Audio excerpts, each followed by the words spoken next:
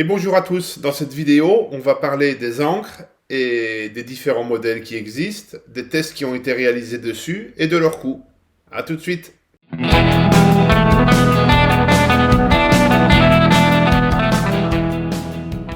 J'espère que cette vidéo descriptive, comparative sur les encres vous plaira.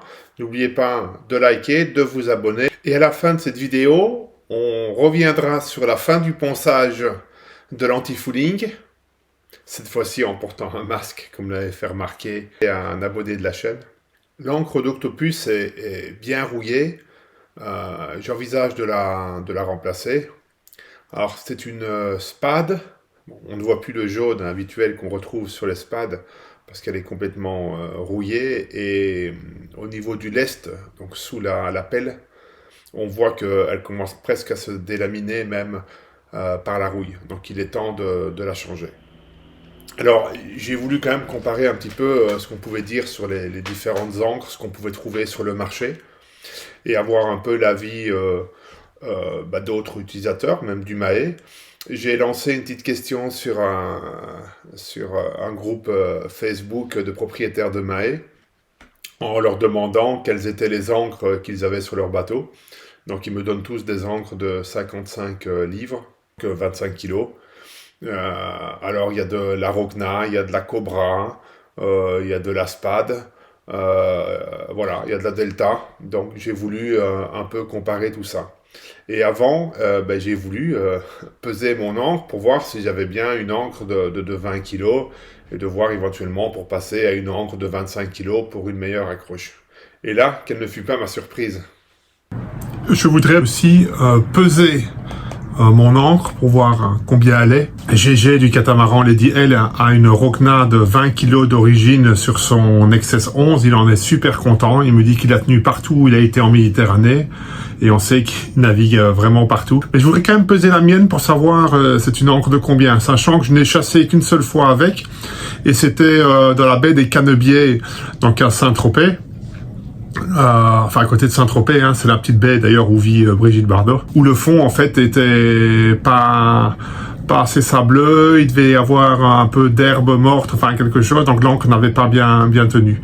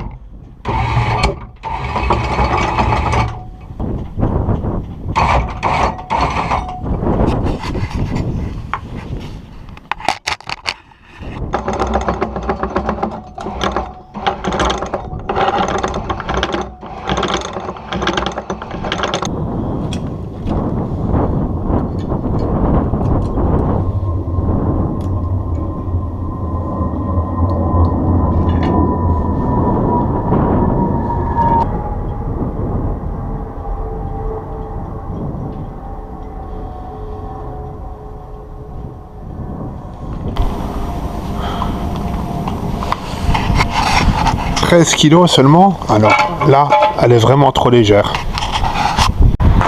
Ouais. Je suis vraiment surpris que finalement, je pensais que j'avais quand même une encre de 20 kilos et elle fait que 13 kilos.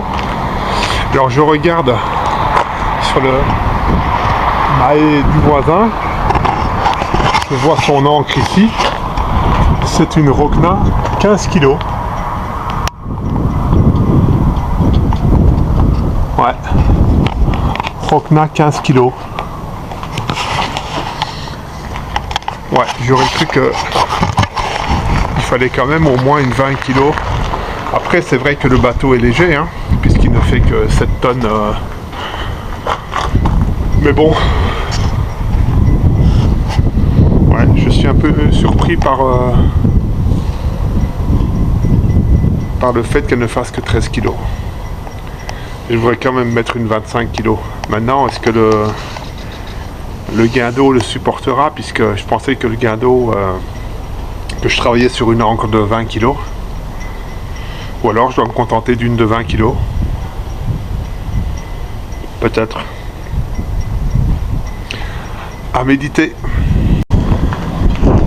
Ouais, ce que je peux peut-être faire aussi, c'est simplement pour voir si le gain d'eau peut le supporter.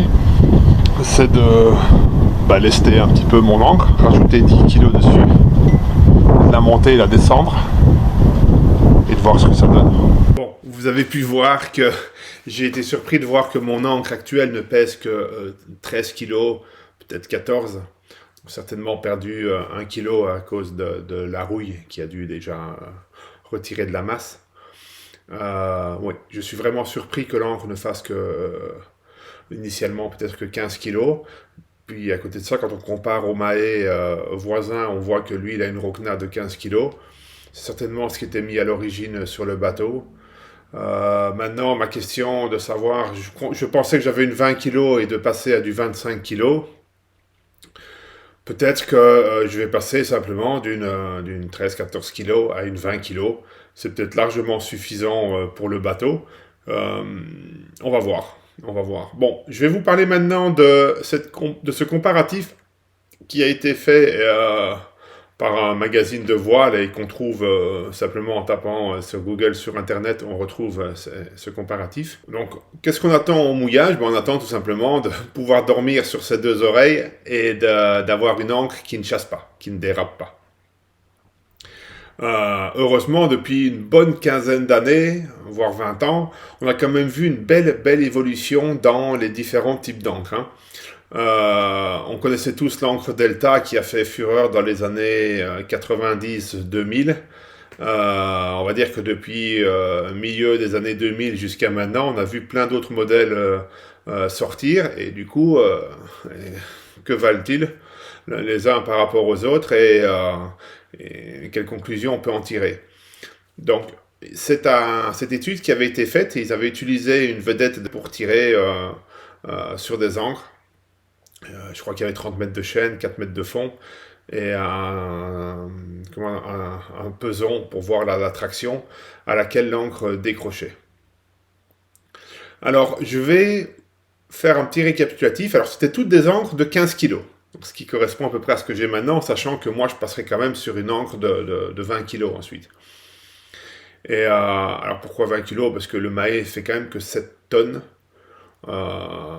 La 20 kg, de ce que je lis, devrait être suffisante. Donc, je vais vous lister ici les résultats de ces tests d'encre, des forces d'arrachement. Je vais les lister d'ordre du plus faible force d'arrachement, donc celle qui a la moins bonne tenue, à celle qui a la meilleure tenue. Alors, on commence par la première encre, c'est la SOC. Un prix, donc je parle toujours, tous mes prix sont pour une encre en acier galvanisé. Je ne parle pas des prix inox qui là font grimper la note terriblement. Là, je parle de prix en acier galvanisé pour une encre de 15 kg. 15-16 kg, ça dépend des modèles. Donc, on a l'encre, la première, donc la SOC, qui est à un prix autour de 150-200 €, mais qui, elle, par contre, va décrocher déjà à peine 600 kg de traction. Deuxième encre qu'on trouve sur le marché, c'est la FDH, qui est une encre en fait qui est très évasée et qui a une forme un peu particulière, qui est jolie parce que quand on la met sur un davier à l'avant d'un bateau, elle rend pas mal. Elle est aussi autour de 150-200 € et elle décrocherait, elle, à 800 kg de traction. La troisième encre, c'est la Cobra 2, qui a une pointe qui est lestée. Alors, elle a un prix compris entre 200 et 250 € et elle décrocherait à une force de 1100 kg. La quatrième encre, c'est la DC de Plastimo, qui ressemble étonnamment à l'encre Delta de Leymar et qui a un prix un peu plus faible. Elle est à un prix entre 150 et 200 € toujours, et elle décrocherait à 1200 kg de traction. La cinquième encre, ben on y vient, hein, c'est la Delta de Lemar. Hein. On voit qu'elle ressemble terriblement à l'encre précédente, ou plutôt l'encre précédente peut-être qui a été copiée sur celle-là. Donc cette encre Delta de Lemar, elle perdure depuis donc plusieurs décennies, comme je vous l'ai dit. Elle a un prix, elle, qui est double de la DC, puisqu'elle elle est entre 300 et 350 euros. Et elle décrocherait à 1300 kg de traction. Donc, elle aurait une légère meilleure accroche que la DC. Ensuite, on arrive à la sixième encre de l'essai, qui est la FOB Rock, alors qui est une encre bretonne. C'est une société qui avait l'habitude de faire des encres plates. Et là, ils se sont mis à faire des encres avec des pelles. Cette encre a un prix qui grimpe. Hein, on passe entre 500 et 600 euros. Et elle demanderait une traction de 1600 kg pour décrocher. Donc on arrive déjà sur de belles performances. Et c'est français. La septième encre, c'est une encre que beaucoup ont, c'est la Rokna, qui a une verge qui est très proche de celle de la Delta. Hein. On dirait que ça fait comme 3 parties, comme ça. Et elle a une pelle qui est très similaire à celle de la Spade. Mais elle possède un artifice en plus qui est un anneau qu'on retrouve au-dessus, qui est un anneau anti-retournement pour s'assurer qu'elle se repositionne toujours correctement au moment où elle touche le fond ou au moment où elle décroche, pour rapidement raccrocher. Elle a un prix qui est aussi entre 500 et 600 euros et elle décrocherait à 1700 kg. GG et Lulu du catamaran Lady L, qui ont leur propre chaîne YouTube aussi et que je vous invite vraiment à regarder parce qu'il est toujours de très bons conseils dans tout ce qu'il réalise et alors il travaille avec une minutie et une qualité de travail. Je recommande vraiment ces vidéos. Alors Lulu et GG ont un XS 11, donc c'est quand même plus lourd que le Mahé. Le XS 11 doit tourner autour de 11 ou 12 tonnes. Pour les 7 tonnes du Mahé 36 que j'ai. Eux ont d'origine une Rokna de 20 kg. Et en fait, GG me disait qu'il en est extrêmement ravi. Il voyage partout en Méditerranée et il la juge vraiment efficace. Il me dit, quitte à la remplacer, il monterait peut-être pour la remplacer par une de 25 kg, mais celle de 20 kg tient largement son catamaran de 12 tonnes, même par vent qui forcit quand même. Donc, oui, certainement qu'une 20 kg suffirait pour mon Mahé. Même si les autres propriétaires de Mahé ont des ancres de 25 kg. Donc, j'hésite encore. Au moment où je vous parle, je reste indécis. Il y a des fois, je me dis, ouais, je vais me contenter d'une 20 kg. Des fois, je me dis, je vais prendre une de 25 kg. Donc, la réflexion poursuit son cours. Et enfin, on arrive à la dernière encre, celle qui a démontré une force, une résistance, en tout cas au décrochage, qui était le plus élevé, qui était à 1800 kg. C'est la célèbre Spade, qui est adulée par de nombreux plaisanciers. Et si vous suivez les vidéos de Black Lion, Cyril et Magali, ce couple qui parcourt les mers depuis plus de 17 ans et qui en sont déjà à leur 2e tour du monde, ils ne voient plus que par cette encre-là, avec laquelle ils n'ont jamais chassé. Ça fait plusieurs années maintenant qu'ils l'utilisent, ils ne voudraient pour rien au monde revenir sur d'autres encres.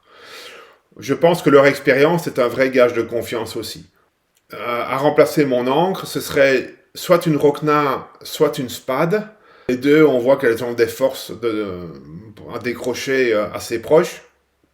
Mais l'inconvénient, je dirais, de la Spade, c'est qu'elle est quand même à 50% plus chère que la Rokna. Et évidemment, quand on parle d'encre de 20 ou de 25 kg, on commence à monter très haut dans les prix. À voir, on va dire une Spade en 25 kg, on est quand même dans l'ordre de 1400 euros. Ça peut monter vraiment haut. Je vous fais un petit récap que je vais afficher maintenant avec les différents modèles d'encre, leur prix et l'arrachement qui a été constaté par test en situation réelle. N'hésitez pas à commenter, me dire quelle encre vous avez, pour quel type de bateau, le poids, si vous en êtes content, ce que vous avez essayé, ce qui ne vous a pas plu ou qui vous plaît vraiment. Je pense que les commentaires seront vraiment intéressants à cette vidéo et lus par beaucoup qui permettront de rebondir dessus et de donner également leur avis. Et voilà, et je finis cette vidéo par un petit retour sur un petit rush qui me restait de ma fin de ponçage de la coque de l'anti-fouling, parce que j'avais ma ponceuse qui avait rendu l'âme lorsque j'avais à peine fait un quart du bateau. Donc j'ai racheté une petite ponceuse excentrique et avec laquelle j'ai continué le ponçage. J'espère que cette vidéo vous aura plu. N'hésitez pas à commenter, pensez à la liker, à vous abonner et à très bientôt pour une prochaine vidéo qui ne va pas tarder. Je pense que dans moins d'une semaine, je pourrai la faire, qui concerne le remplacement de mon annexe par une annexe rigide et également le remplacement du moteur. Voilà, à très bientôt. Je reprends le ponçage avec ma nouvelle ponceuse.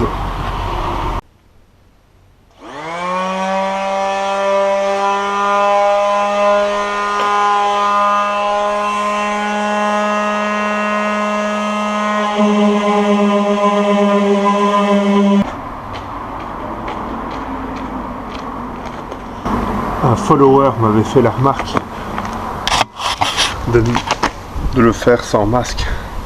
Donc j'ai acheté du FFP3 même. Donc je vais mettre le masque. Il a raison. C'est quand même un sale produit l'anti-fouling.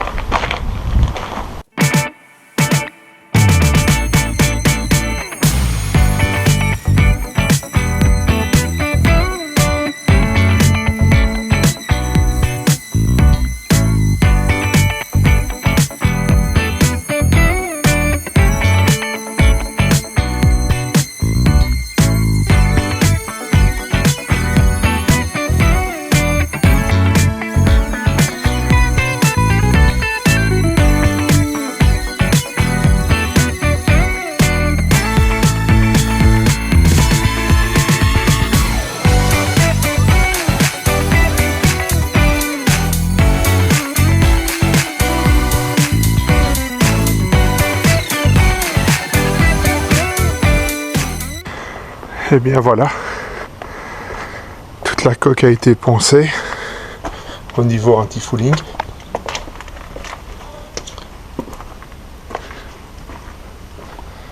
Elle va rester comme ça jusqu'à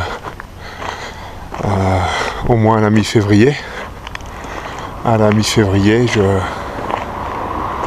je remettrai les nouvelles anti-fouling. Là, c'est bien qu'elle respire un peu. Je vois que j'avais eu un coup ici, donc ça je vais devoir le refaire.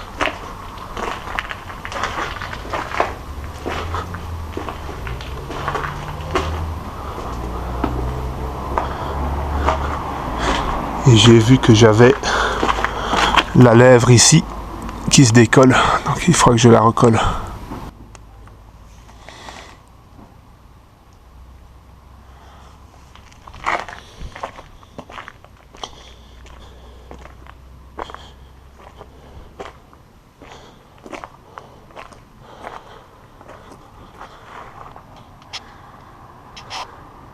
Et sur mon unité électrique portable, avec ce que j'ai fait ici, il me reste encore 77%.